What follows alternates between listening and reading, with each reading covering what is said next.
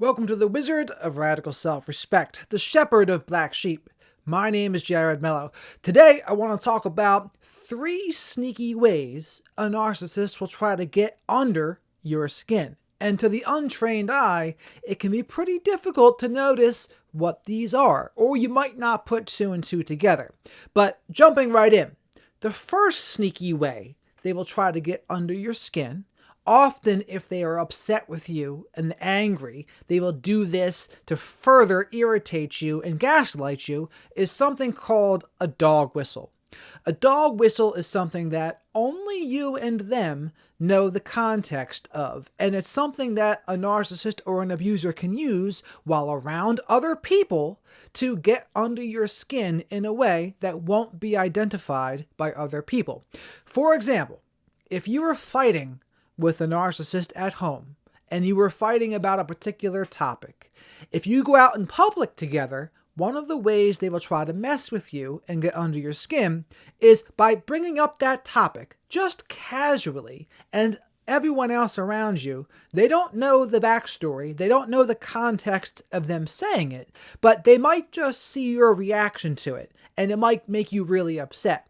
And to the narcissist, this helps them to make you look crazy in front of other people. After all they did was just bring up this topic, but the rest of the people don't know the backstory. They don't know the big fight you might have just had at home about that topic, and then them throwing it about in a casual way as a jab to get under your skin.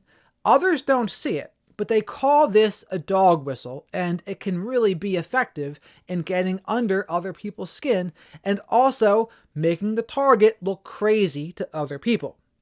The second way a narcissist will try to get under your skin in a sneaky way is by intentionally forgetting things. And again, this is something they will do when they are upset with you. Maybe you have called them out about something.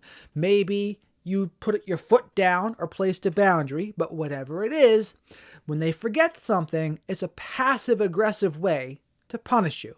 They might forget a birthday, they might forget an anniversary, they might forget to do something for you or the kids, but more than likely, this is intentional. Now, there are times when people do really forget things, but with a narcissist or an abuser, it is not just a forgetting, more than likely. It is pretty intentional, and they are doing it to punish you and to condition you to not do what you did again. If you called them out, they might all of a sudden forget to pick up that thing from the store. And if you put 2 and 2 together, they are trying to condition you to not do that again. And they can always hide behind the alibi, oh, I just forgot.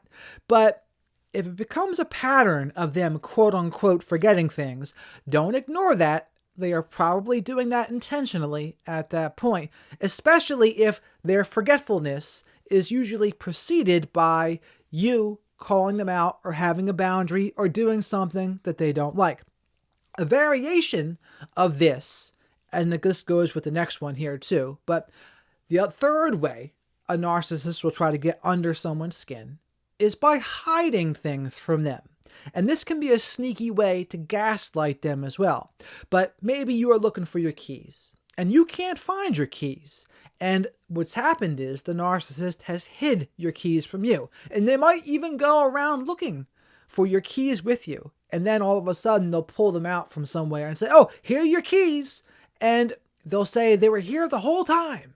It's just a blatant way to try to gaslight you, to get you to question your perception of reality or your sanity. And you might say to yourself, these keys weren't here before, but now they're here. But this is just a way, an insidious way, for them to get under your skin, to gaslight you, and to make you think you're crazy. A variation of this hiding thing, as I was about to talk about before, is they might lose their keys so that you have to drive them to work. Maybe they want to try to control you or belittle you or get to you. They might intentionally lose their own keys so that you have to help them. And of course, you don't have to help them, but they will frame it in that way that you do have to help them. You can always say no. And if someone's going to be dangerous to say no to, or it's going to be a big problem to say no, that's a red flag in and of itself. If it's dangerous to say no, it's important to make a plan. There are many resources out there that you should use to try to get yourself out of these situations. But if it's dangerous to say no, that is not a healthy situation. But if a narcissist or abuser intentionally has lost something, and then it just so happens that they need you to do something for them or to drive them somewhere, that's another thing to pay attention to. But these hiding of things or losing things on their own end, what are the common denominators of them all? As with everything for narcissists and mostly abusers as well, it's all about power, control, narcissistic supply, image, and avoiding accountability.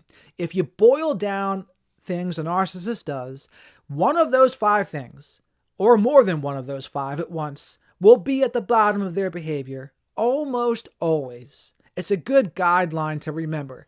If something they do doesn't make sense, always remember those 5 things: power, control, narcissistic supply, image, and avoiding accountability. Because once you put it through that lens, their behavior more than likely will begin to make sense. But to reiterate the video here, the 3 sneaky ways a narcissist will try to get under your skin. Number 1, they will use dog whistles. And a dog whistle is when they use something that only you and them know the meaning of, and they do it in front of other people to make you look crazy and try to bait you into a reaction. Others won't understand it because they don't know what the dog whistle is, but you do and they do. And that's why they do it in that way. It's a subtle way to covertly abuse and manipulate you. It's a good thing to pay attention to. Watch out for those dog whistles out there. The second one, forgetting things. And usually this will happen after you have placed a boundary or told them no, or done something that they didn't like. They will quote-unquote forget a birthday, an anniversary, or forget to do something important for you or the kids. This is a covert punishment for doing something that they didn't want you to do, and they're trying to condition you to not do that again. And third, hiding things. Whether it's hiding something of yours or intentionally losing something of theirs so that they need you to do something for them. It's just another subtle way to get under your skin, to get you to question your perception of reality, or to need your help because they can't get to work unless you drive them. But remember, it is never a problem to say no.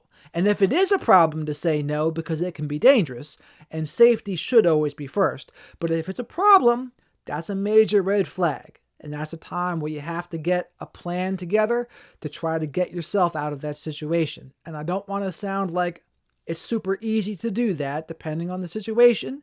It is not always easy to do that. But I have interviewed several people that were in that situation. They were being financially abused, controlled in every way, and they were able to find a way out of the situation. So even though it might seem dark and hopeless, it is not impossible in most cases. You got to try to explore every avenue you possibly can to get out of there.